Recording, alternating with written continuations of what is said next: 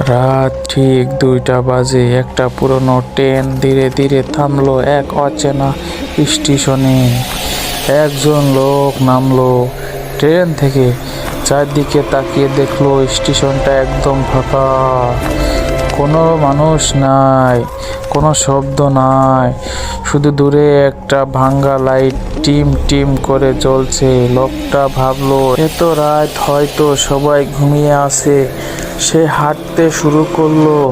হঠাৎ সে লক্ষ্য করলো স্টেশনের সাইনবোর্ডে কোনো নাম লেখা নাই, পুরোটা ঘষা।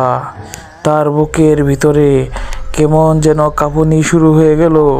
ঠিক তখনই পিছন থেকে একটা কণ্ঠস্বর, আপনি নতুন নেমেছেন? লোকটা ঘুরে তাকালো। একজন বুড়ো লোকটা দাঁড়িয়ে আছে, সাদা কাপড়, মুখটা ঠিক মতো দেখা যাচ্ছে না। লোকটা বলল, হ্যাঁ এটা কোনো স্টেশন? বুড়ো লোকটা ধীরে হাসলো। এই স্টেশনে যে নামে সে আর কখনো ফিরে যেতে পারে না। লোকটা শরীর ঠান্ডা হয়ে গেল। সে দৌড়িয়ে ট্রেনের দিকে ফিরে গেল, কিন্তু ট্রেনটা নেই। পুরো লাইন ফাঁকা, যেন কখনো কোনো ট্রেন আসেনি। হঠাৎ চারদিক থেকে ফিস ফিস শব্দ, থাকো, আমাদের সাথে থাকো। লোকটা চিৎকার করতে লাগলো।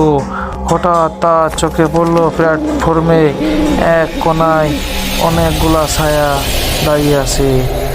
সবাই তাকিয়ে আছে তার দিকে। ধীরে ধীরে তারা এগিয়ে আসছে। লোকটা দৌড় দিল, কিন্তু যতই দৌড়ায় স্টেশন শেষ হয় না। শেষ ক্লান্ত হয়ে পড়ে গেল।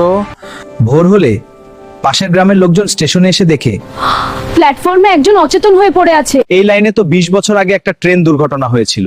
সেই থেকে মাঝরাতে মাঝে মাঝে অদৃশ্য স্টেশন দেখা যায়। লোকটা আর কখনো রাতে ট্রেনে ওঠেনি।